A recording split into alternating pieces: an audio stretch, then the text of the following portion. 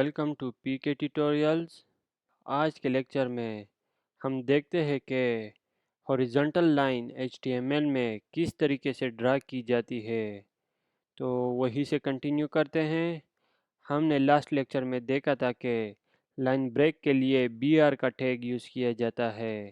आज के लेक्चर में हम देखेंगे कि अगर हम हॉरिजॉन्टल लाइन ड्रा करना चाहते हैं तो इसके लिए हम एक टैग यूज़ करते हैं, आर का टैग। ठीक है, हॉरिजॉन्टल लाइन के लिए ये टैग यूज़ किया जाता है। अच्छा, जैसे ही हम यहाँ पे एच आर का टैग यूज़ करते हैं, इसको हम सेव कर लेते हैं। और यहाँ पे आप एक चीज़ नोट करते जाएं कि कुछ टैग ऐसे होते हैं जिनको क्लोज़ करना लाजमी होता है, और कुछ टैग ऐसे भी होते हैं जिनको क्लोज़ ना भी करे तो वो वर्किंग करते हैं। अच्छा, तो इस एच आर के टैग को वेब ब्राउज़र में देखते हैं। इसको यहाँ से क्लोज़ कर लेते हैं और इसको ओपन कर देते हैं। ये देखिए व्यूज़, आपके सामने यहाँ पे एक हॉरिजॉन्टल लाइन शो हो गई है। एच आर का टैग क्या करता है? एक हॉरिजॉन्टल लाइन के लिए उसको यूज़ किया जाता है। अच्छा, इस हॉरिजॉन्टल लाइन की हम हाइट भी चेंज कर सकते हैं, इसमें और भी चेंजिंग कर सकते हैं। वो आप देख ले। फॉर एग्ज़ाम्पल हम यहाँ पे विड्थ लिख देते हैं और यहाँ पे 50% में लिख लेता हूँ। और ठीक है, पिक्सल में भी दे सकते हैं, परसेंट में भी दे सकते हैं, पॉइंट्स में भी दे सकते हैं।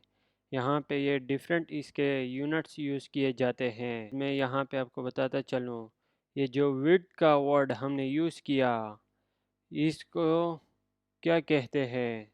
बेसिकली ये क्या है? इसको नाम दिया जाता है एट्रीब्यूट का। हम टैग्स में ये डिफरेंट एट्रीब्यूट्स क्यों यूज़ करते हैं? ताकि हम मज़ीद चीज़ें उस टैग के ऊपर अप्लाई कर सकें। उसके लिए हम ये डिफरेंट एट्रीब्यूट यूज़ करते हैं। तो यहाँ पे मैंने विड्थ का एक एट्रीब्यूट यूज़ किया है और मैंने कहा कि जो ये हॉरिजॉन्टल लाइन है इसकी विड्थ आप यहाँ पे 50% हो जाए। तो जैसे ही मैं इसको यहाँ पे सेव करता हूँ, सेव करने के बाद इसको वेब ब्राउज़र में देखते हैं और यहाँ पे रिफ़्रेश करते हैं, तो ये देखें आपके सामने लाइन 50% हो गई है।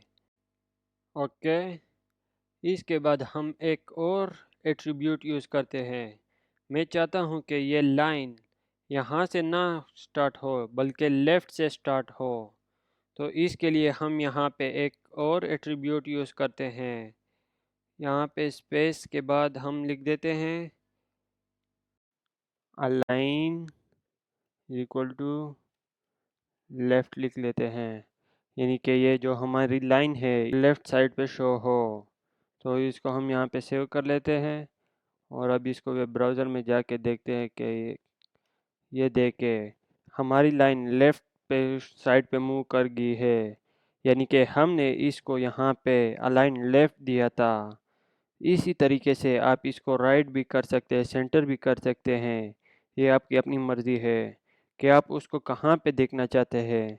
इसके अलावा अगर हम यहाँ पे मज़ीद एट्रीब्यूट अप्लाई करें, फॉर एग्ज़ाम्पल यहाँ पे मैं एक कलर का एट्रीब्यूट यूज़ करता हूँ। यहाँ पे स्पेस के बाद कलर लिख देते हैं is equal to, for example मैं यहाँ पे एक कलर लिख लेता हूँ, ब्लू कर देता हूँ और इसको यहाँ पे सेव कर देता हूँ।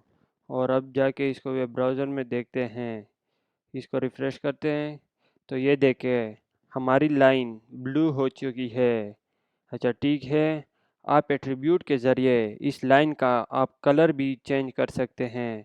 इसके अलावा अगर मैं एक और एट्रीब्यूट यूज़ करूँ साइज़ के नाम से, और यहाँ पे मैं स्पेस दे देता हूँ, साइज़ लिख देता हूँ इक्वल टू, यहाँ पे फॉर एग्ज़ाम्पल मैं लिख लेता हूँ 10 पिक्सल्स। इस लाइन का साइज़ भी चेंज कर सकते हैं। फॉर एग्ज़ाम्पल मैंने यहाँ पे 10 पिक्सल कर दिया है। ठीक है, ये जो मैंने पिक्सल यूज़ किया है बेसिकली ये यूनिट्स है। जैसे परसेंट का टैग था तो इसी तरीके से पिक्सल भी यूनिट्स है, पॉइंट्स भी यूनिट्स है। तो इसको हम यहाँ पे सेव कर देते हैं। तो इसको अब ब्राउज़र में जाके देखते हैं। यहाँ पे ये देखे लाइन की साइज़ बढ़ गया है, 10 पिक्सल्स हो गया है। इसी तरीके से हम हॉरिजेंटल लाइन लेके उस पे डिफरेंट एट्रीब्यूट अप्लाई कर सकते हैं।